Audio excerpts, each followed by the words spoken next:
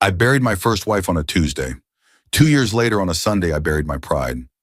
That's what it felt like sitting at the head of my own dinner table surrounded by people who were supposed to be my family, while my new stepdaughter looked me dead in the eye and told me exactly what I was worth to her and to her mother. But before I tell you what she said, the words that cracked something deep inside me, I should tell you how we even got to that table in the first place. My name is Mike Harrison, and I've lived in Cedar Falls, Iowa my entire life. 54 years spent in the same small patch of the Midwest, working as a maintenance supervisor at the John Deere plant fishing, on the weekends, showing up to church potlucks, and trying my best to build an honest life after losing my first wife, Claire, to ovarian cancer. She died quietly in her sleep. I stayed awake for 3 days afterward because the house felt too loud and too silent at the same time. So when Lydia came along 2 years after Claire passed, I thought maybe God was giving me another chance. She was younger, funny, lively, in a way I hadn't felt in years, and she came with a teen daughter, Kayla, who was already halfway grown. I figured I could step in and help support them both. I wasn't trying to replace anyone, just trying to build something that felt like home again. For a while, I honestly thought we were doing okay. But then came that Sunday dinner. It was February, one of those brittle Iowa evenings when it's warm enough for the snow to melt, but cold enough for the wind to crack your lips.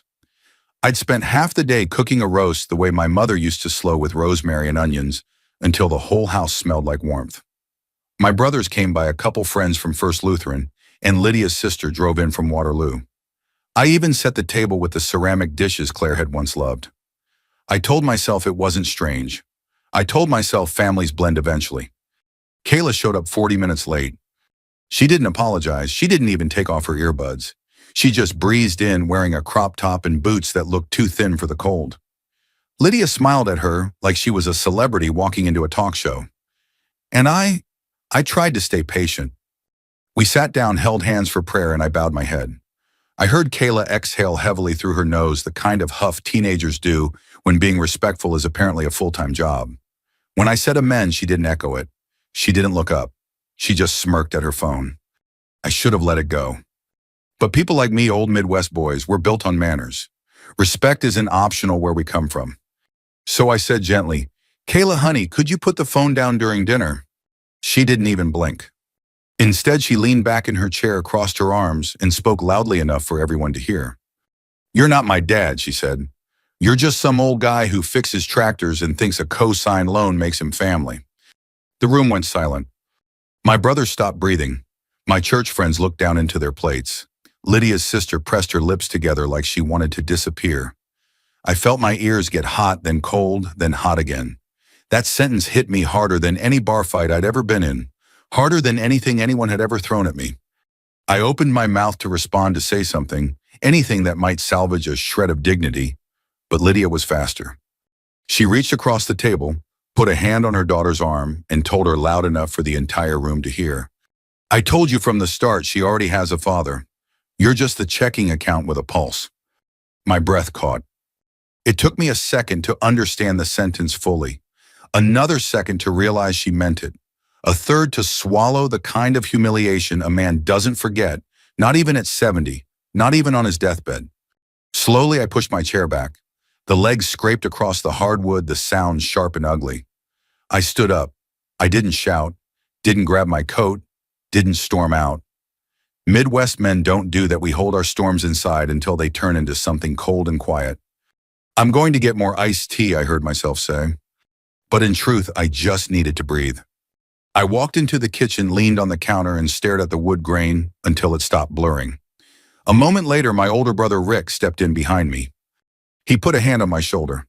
"Mike," he said softly, "you okay?" I didn't answer right away. Rick had been with me through everything: the funeral, the empty months, the night I questioned whether I'd ever feel anything again. He'd warned me not to jump too fast into something new. He'd warned me I didn't really know Lydia yet. And now here he was, watching me crumble without saying "I told you so." "I'm fine," I finally said. The lie tasted metallic. He looked at me with those tired older brother eyes. "You sure you know what you're doing with them?" he asked. "You barely let yourself heal." I didn't have a good answer. I didn't have any answer, really. By the time I walked back to the table, the conversation had shifted to weather patterns and gas prices. Safe topics people use when they're trying to pretend something terrible didn't just happen. Kayla avoided my eyes. Lydia gave me a tight smile, the kind that said she expected things to go back to normal now. But there was no normal left. Not for me. Not after what I'd heard. Dinner ended. People left, coats were zipped. Cars pulled away. The house grew still again. Lydia washed dishes. Kayla disappeared into her room. I stood in the living room under the yellow lamplight, staring at the picture of my first wife hanging on the wall, the one Lydia always said she didn't mind, but I now suspected she hated. And something in my chest shifted. A quiet, steady voice rose up inside me. If I wasn't allowed to be her father, then I sure as hell wasn't going to be her provider. I went to bed early that night, not out of sadness, not out of anger, but out of clarity. The kind that comes right before a storm breaks loose. I barely slept that night. Not because I was angry, anger burns hot and fast. What I felt was colder, heavier. The kind of cold that settles in your bones and stays there. Around 3 in the morning, I finally gave up on sleep and went downstairs to make coffee. The house was quiet except for the hum of the old refrigerator and the ticking of the wall clock Claire had bought at a flea market 20 years earlier. That ticking sound reminded me just how long I'd been holding this family together by sheer will. By the time the sun came up, I already knew what I needed to do next. Not out of revenge, not yet, but out of necessity. If I was going to step back from the role they refused to let me play, then I had to know exactly what role I was playing, financially speaking. I waited until Lydia took Kayla to campus, then grabbed a folder, my wallet, and my car keys. I told Lydia I had to pick up supplies at Menards. That was technically true, I just wasn't buying lumber. Instead, I drove straight to Black Hawk Credit Union. Now, if you've lived in Iowa long enough, especially Cedar Falls or Waterloo, you know the credit union folks by name. I'd been banking there since I was 29. The tellers watched me go. Gray watched my kids grow up, watched me walk in alone after Claire died. When I stepped inside, the place smelled like burnt coffee and printer toner, just like always. The same old wooden chairs. The same posters about retirement planning taped crooked on the wall. Familiar, steady, a place where things made sense. I went to the counter and the teller smiled politely. "Morning, Mike. What can we help with today?" "I need to review my accounts," I said. "All of them?" she asked, eyebrows lifting slightly. "Every single one." She led me to a small office and I sat across from a young guy I didn't recognize. He typed in my information and the screen glowed green across his glasses. "Okay," he said, "let's start with your checking." "No," I interrupted gently. "Start with anything new, anything opened in the last 2 years." His fingers paused just long enough to tell me he wasn't expecting that request. Then he clicked, scrolled, stopped.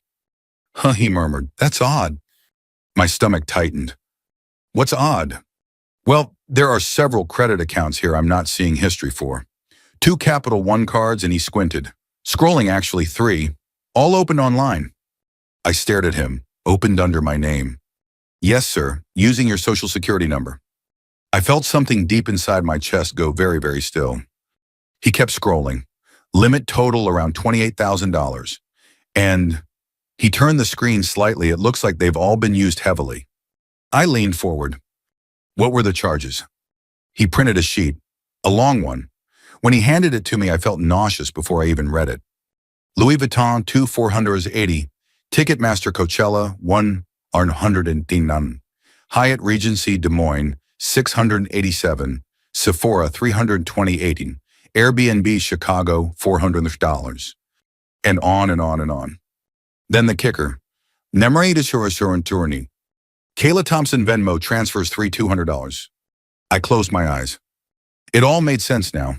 The constant packages arriving for her, the brand new designer purse, the hotel weekends with her friends she claimed someone else paid for. Identity theft. Committed by my own wife. Or at the very least allowed by her. The young banker cleared his throat. "Sir, have you filed any fraud claims yet?" "No," I said softly, "not yet."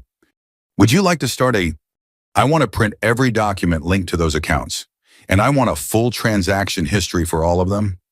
He nodded quickly. "Of course, give me a few minutes." While the printer chattered in the background, I stared at the boring little office wall. There was a picture of a cornfield, a calendar with a tractor, a poster about protecting seniors from scams. All of it felt surreal. When he returned, he had a stack of papers an inch thick. "Is there anything else I can do for you today, Mr. Harrison?" I hesitated, then asked the question I didn't really want the answer to. "Is there anything else suspicious?" He clicked again, scrolled, then inhaled sharply. "Sir, there's also a joint account I don't think you opened." My jaw tightened. "Who's on it?" He swallowed. "You and Lydia Thompson." My full name, her full name, same account, thousands withdrawn monthly, and the notes on the account said it had been created online, without me. The whole room felt smaller suddenly. The air felt thick. "I'm going to need those documents too," I said quietly. "Of course." I left the credit union with a folder that felt heavier than bricks. The papers inside weren't just transactions, they were betrayals. Receipts for disrespect. Proof that the woman I'd opened my home and my heart to had been opening my wallet without my knowledge. I didn't go home right away. I drove. Through downtown Cedar Falls, down Main Street, past the frozen river, past the old brick buildings where Claire and I used to get ice cream after church. It was like my body needed to move just to keep my mind from cracking.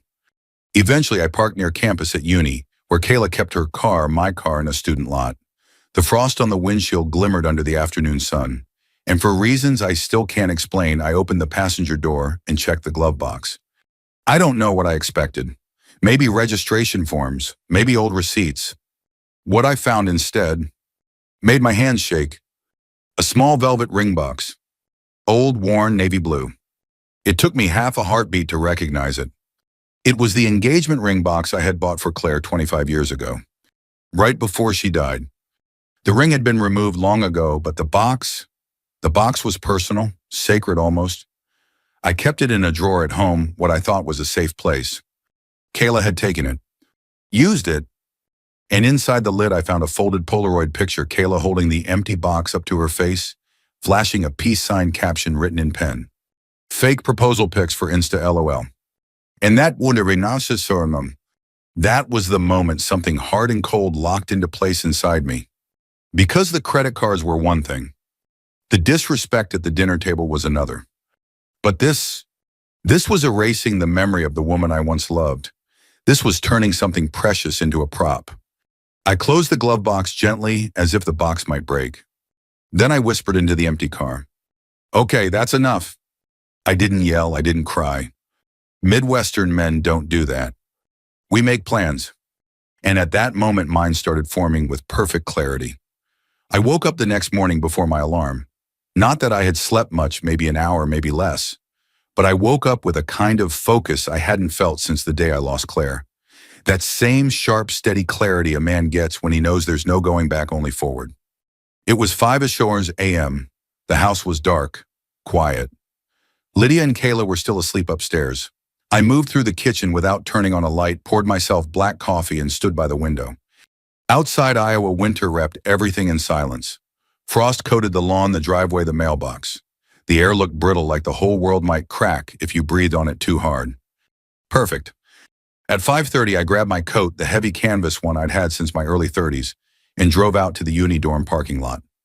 I checked the registration on Kayla's Civic 3 times the night before, just to be absolutely certain. The car was mine. Legally, fully. That wasn't revenge, that was just paperwork. When I pulled into the student lot, only a few street lamps lit the rows of cars. Most of them were covered in a thin layer of white frost. Steam drifted from a nearby maintenance vent, swirling like smoke in the cold air. My boots crunched on the ice as I approached the Civic. I put the key in the door.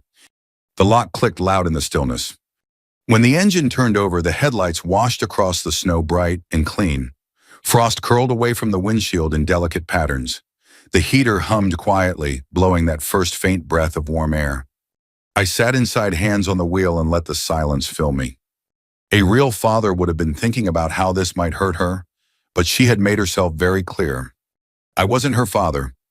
5 minutes later, the dorm entrance burst open. Kayla came running out in pajama pants, hair flying behind her like she'd rolled straight out of bed. She was screaming before she even reached the car. "What are you doing? You can't take my car." I stepped out, calmly closed the door behind me.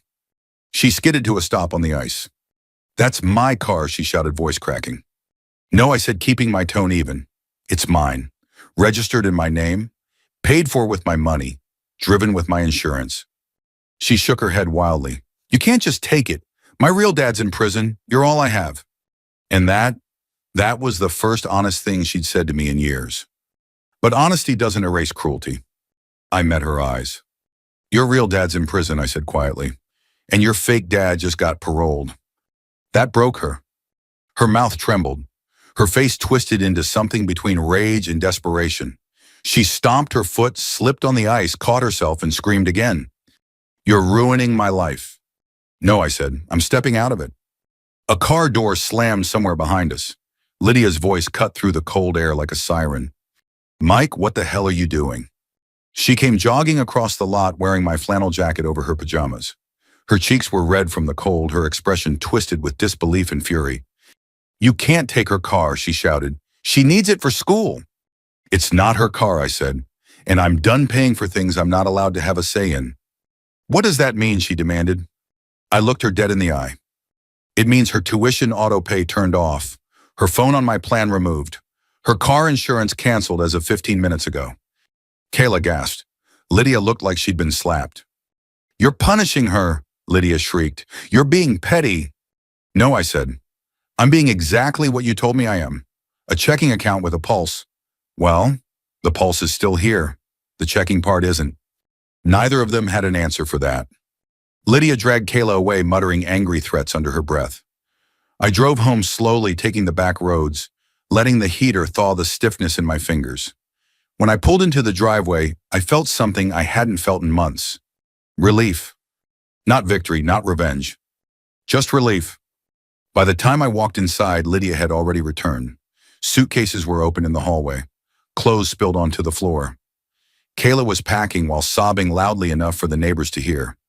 Lydia pointed at me like I was a snake she'd found in her pantry. "You're insane," she hissed. "We're staying at my sister's until you get your head right." I didn't respond. There was nothing left to say. They slammed the door behind them so hard the picture frames rattled. For the first time since my remarriage, the house was silent. A real silence. A peaceful one. I heated leftover chili on the stove, ate it standing up, and watched the steam rise from the pot. I didn't feel triumphant.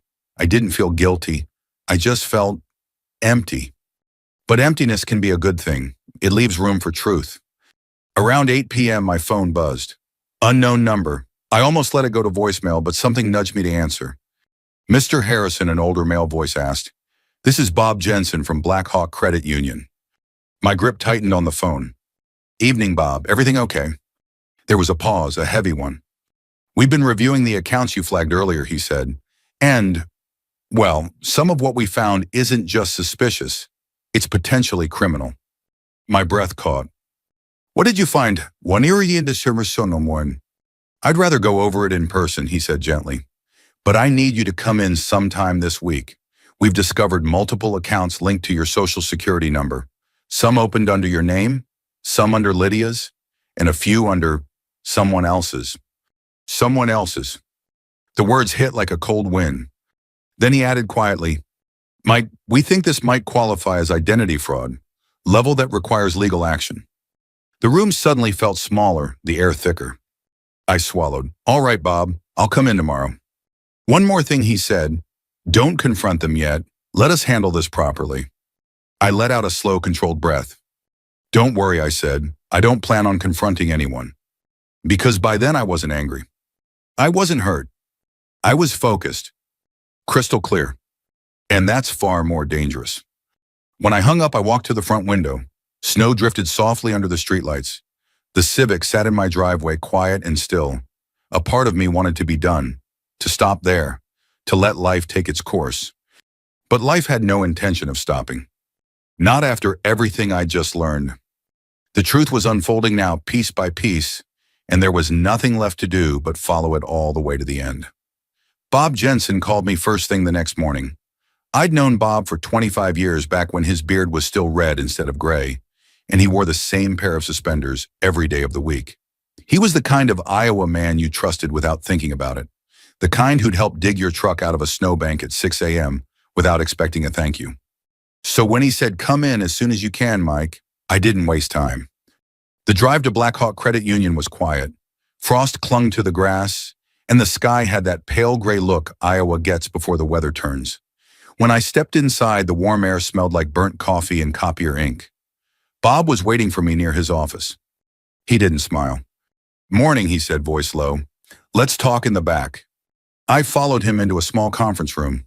A stack of papers sat on the table, thick enough to stop a bullet. Bob closed the door before speaking. "Mike, I hate to say this, but things are worse than we thought." He slid the stack toward me. "These aren't just unauthorized charges. These are accounts, plural, opened under your name with forged signatures. We also found activity on a credit line opened under Lydia's name, but funded with your information." I thumbed through the paperwork. My name printed where I never wrote it.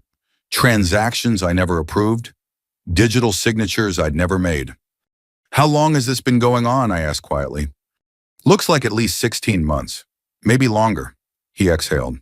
"Mike, this is identity fraud, clear as day." I stared at the documents, each one a punch to the gut.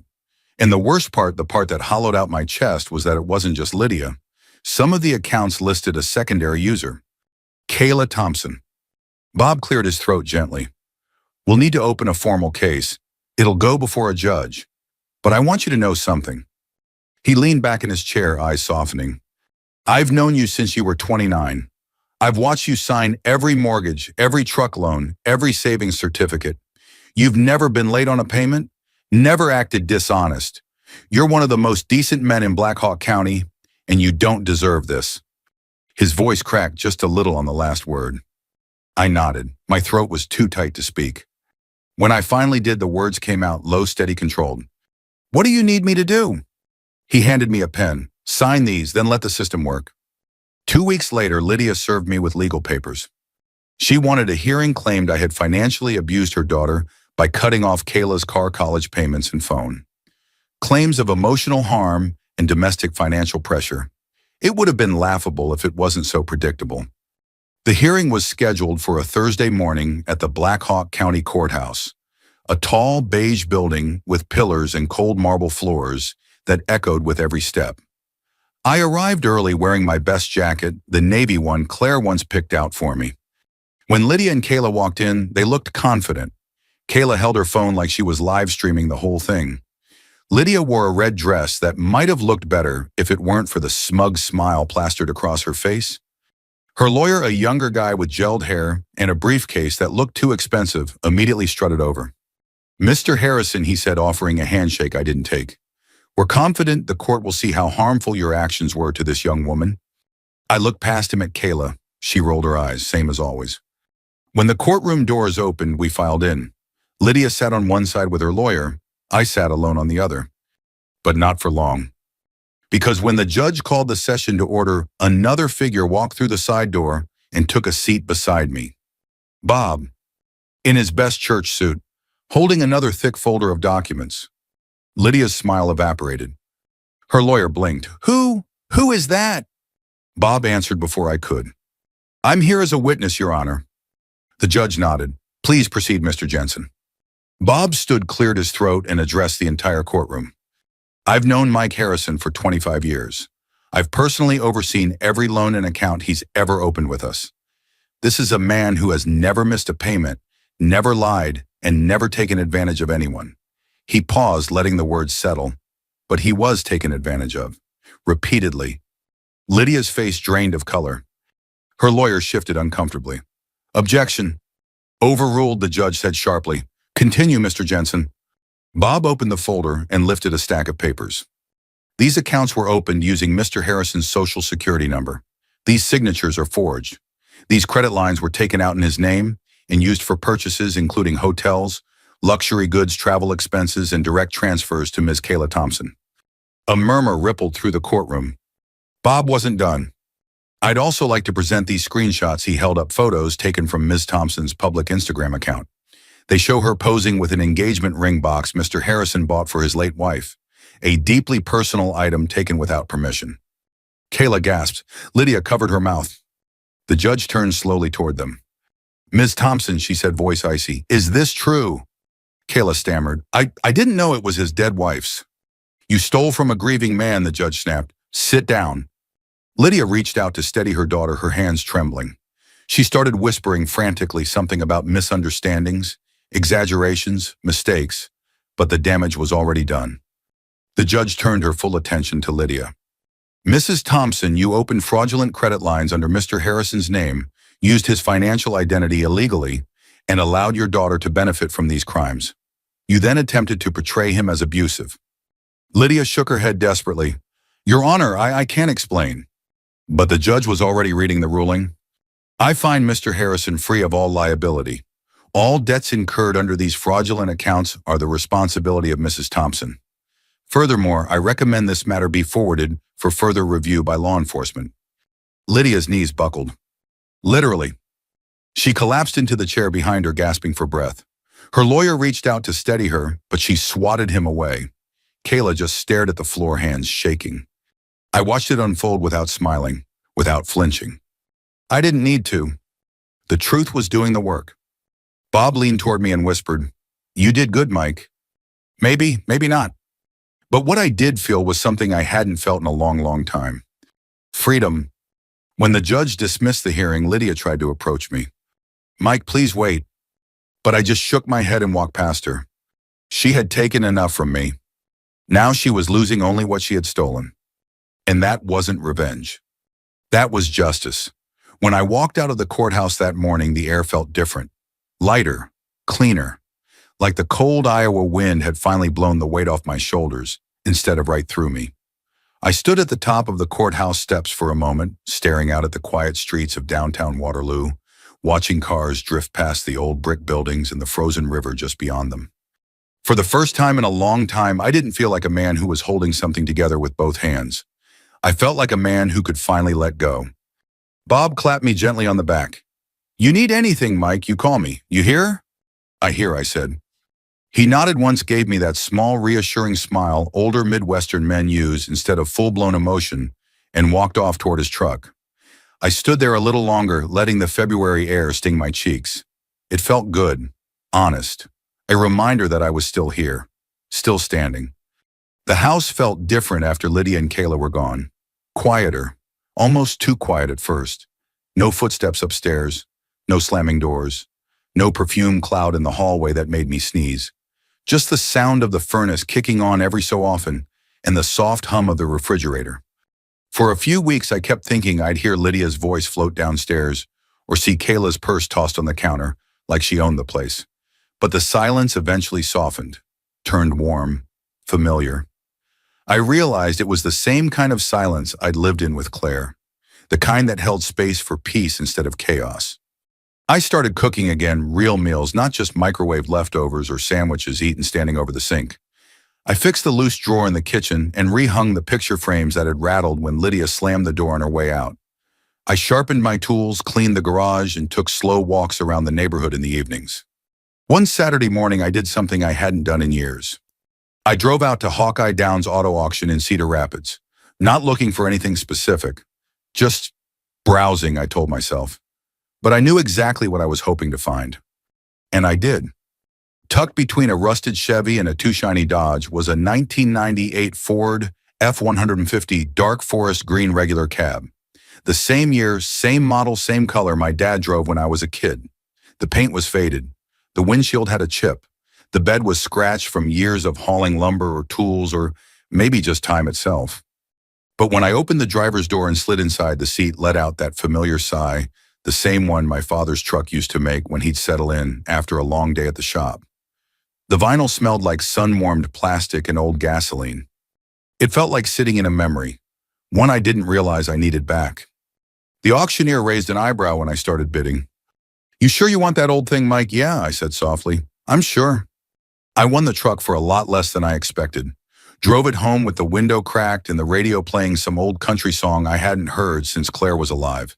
The sun hit the chipped paint just right, and for a few minutes the world felt simple again. A few weeks later, I started volunteering with a group from First Lutheran older folks who fixed up homes for widows and seniors who couldn't do the repairs themselves. Gutters, porch rails, loose steps, Broken fence posts, nothing fancy, just the kind of work a good community steps in to handle. It gave me something steady to pour myself into. Something that wasn't pain, something that wasn't loss, something that reminded me of who I was before everything got tangled with Lydia and Kayla. And every time I pulled up in that old F-150, the group would smile. That's a real truck, someone would say, or brings back memories. I'd nod, me too. One afternoon after replacing a widow's broken screen door, I sat in the truck and realized something simple but important. I wasn't angry anymore, not even a little. Not at Kayla, not at Lydia, not even at myself. The storm had passed and all that was left was quiet. Good quiet. Then in early June, just as the cornfields were turning bright green and the humidity was creeping in, I got a letter. Not a text, not an email, a real letter, envelope, handwritten name, Cedar Falls postmark, from Kayla. I held it for a long while before opening it. My thumb brushed the seal. My chest felt tight in a way I couldn't name. Finally, I pulled out the folded paper. Her handwriting was messier than I remembered. It said, "Mike, I graduated last week. I walked across the stage thinking you'd be there. You weren't. And for the first time, I understood why. I thought you owed me things. Money, a car, a life I didn't earn. Mom always said you would provide no matter what. I believed her. But she never told me who you really were. A good man, a quiet man, a man who tried harder than we ever deserved. I'm not asking forgiveness. I don't deserve it. I just wanted you to know I'm sorry. Kayla." I folded the letter slowly, pressing the crease with my thumb. It didn't hurt me. It didn't heal me either. It just settled something. She had learned something the hard way. Life has a way of teaching lessons no parent or step-parent ever could. I placed the letter in a drawer beside the old engagement ring box, where it wouldn't bother me but wouldn't be forgotten either. A reminder that even broken relationships can echo with truth once the shouting stops. A week after that, Lydia tried to call me. Her number popped up twice, then 3 times, then a text. "Please, just talk to me." But I didn't. Not out of bitterness, out of wisdom. Some chapters are meant to close. Some doors aren't supposed to open again. And some people only learn who you are once you walk away. Now, most days my life is quiet in the way a good life is supposed to be. I wake early, make coffee. Sometimes I drive the old F-150 out to the river park by the water and watch the sun climb over the trees. Other times I help the church group fix someone's porch or patch a roof. Folks bring me pie after we finish their repairs. I never turn down pie. And every once in a while, when someone asks me about Lydia or Kayla, I shrug and say, "In Iowa, we don't get mad. We get even quietly." Because that's the truth. I didn't yell. I didn't threaten. I didn't destroy their world. I just turned off the lights and walked back into mine. If you've ever carried more than your share, if you've ever been taken for granted, if you've ever had to rebuild from the quiet up, just know this, you're not alone, and your story isn't over either. Thanks for listening, and if my story meant something to you, stick around for the next one. Sometimes the quietest voices carry the strongest truths.